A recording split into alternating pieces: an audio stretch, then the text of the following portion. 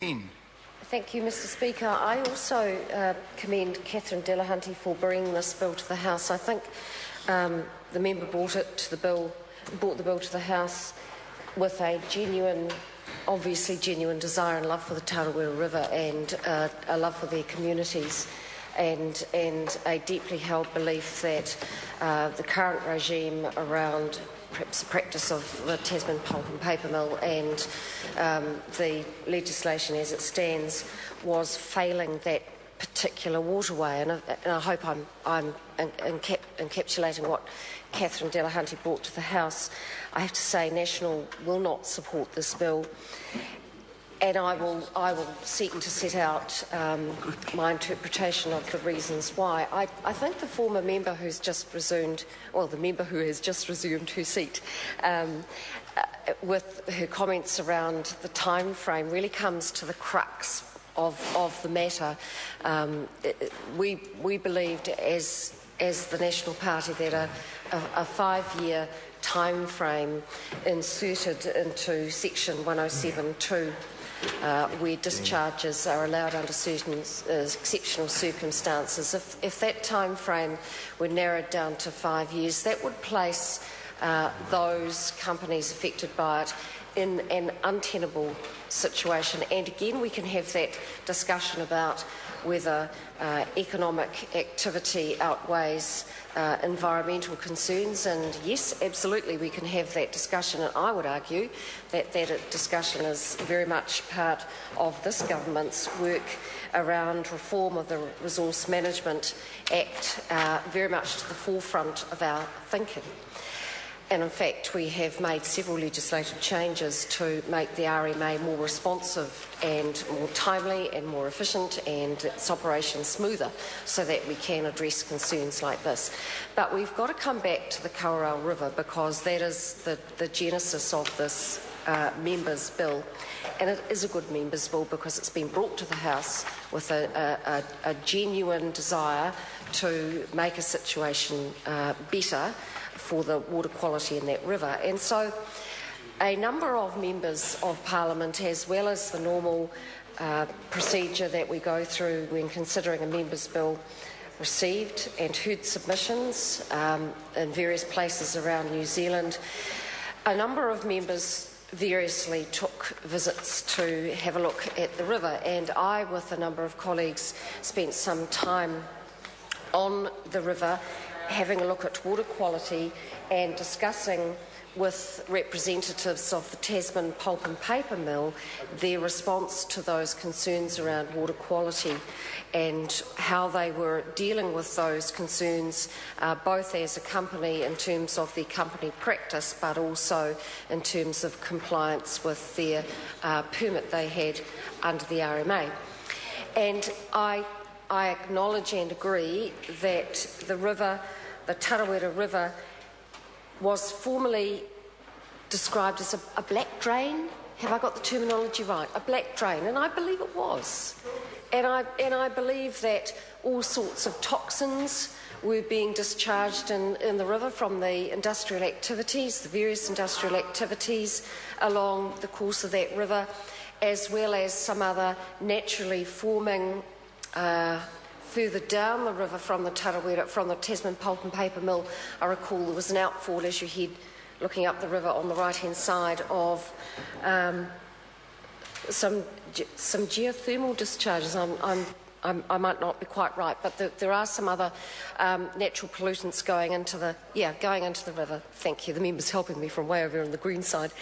And so it is acknowledged by everyone, I think, that formerly that river was very much abused as a result of industrial activity, but also human habitation and some natural pollutants as well. And yes, it was a black drain, and yes, the water quality was appallingly bad, much to the detriment of the local communities along that river who, you know, the river is their home. The river is where they live their lives and they have their familial ties to, and they feel, the local communities feel very strongly about that river, you know, from where they catch eels and fish and you know, have their recreation and swimming, and it is their river. Of course they have been concerned about the previous state of the river, but I also believe that was a long time ago, and steadily over the years water quality in the Tarawera River has been improving. We also observed in our trip from the mill down to virtually to the mouth of the river and then back up again, the varying levels of water quality, which were largely these days down to the amount of tannins occurring as a result of the industrial activity at the mill, but also occurring naturally because of the nature of the surrounding countryside and the leachates into the river.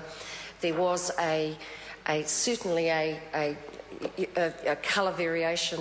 The water was various stages yellower than others, but it was explained to us and demonstrated to us that those colours were tannins and non-toxic.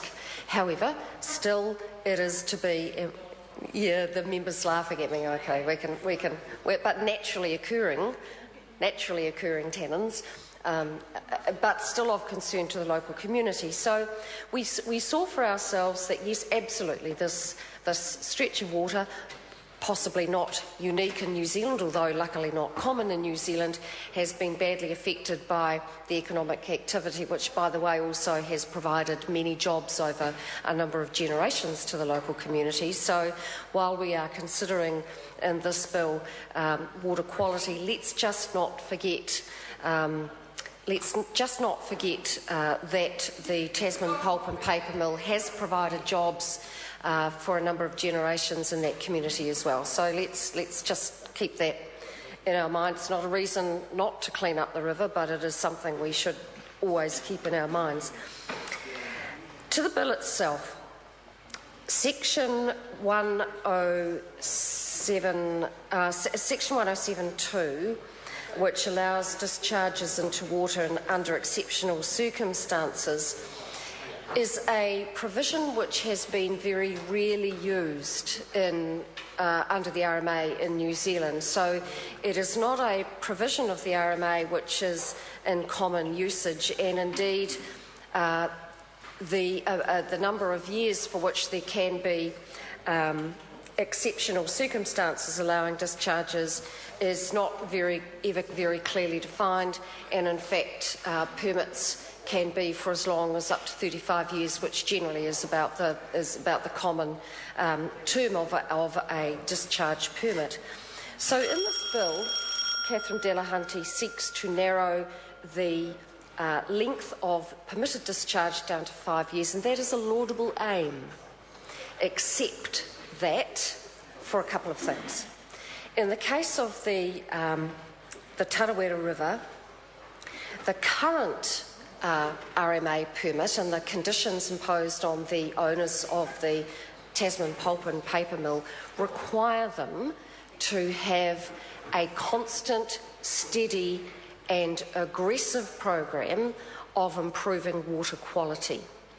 So if the aim of this bill is to improve water quality, then yes, it does, but so do the current provisions in the Resource Management Act. And for that reason, mainly, it was believed on this side of the House that this bill, laudable though it is in its aims, would do more harm than good. So let's go back to those jobs. Let's go back to that economic activity that has been carried out for generations in that small part of New Zealand, which is working so hard to attract business into its area. And I say, and I believe it has to be acknowledged, that a focus on water quality is happening now under current regime, under current rules around the permit which the Tasman Pulp and Paper Mill has. So, on balance, we could call it 15 years, and there's an SOP on the table, but actually, even 15 years doesn't give enough certainty for anyone wishing to start up a business, having this provision in the RMA hanging over their head. Well, hang on a minute, you might invest 10 million into an activity, but in 5 years' time, that's it, you're going to have to pack up your bags. Now, that is a disincentive. I don't believe we should do that because I don't believe it is necessary. So, the National Party does not support this bill, but does congratulate the member for bringing the bill to the House with a genuine desire to do what we all want to do, and that is improve water quality in New Zealand. I call the honourable member Meka Waitere. Tēnā koe, Ms. Waitere. Tēnā koe, Mr. Speaker. Tēnā tātou katoa.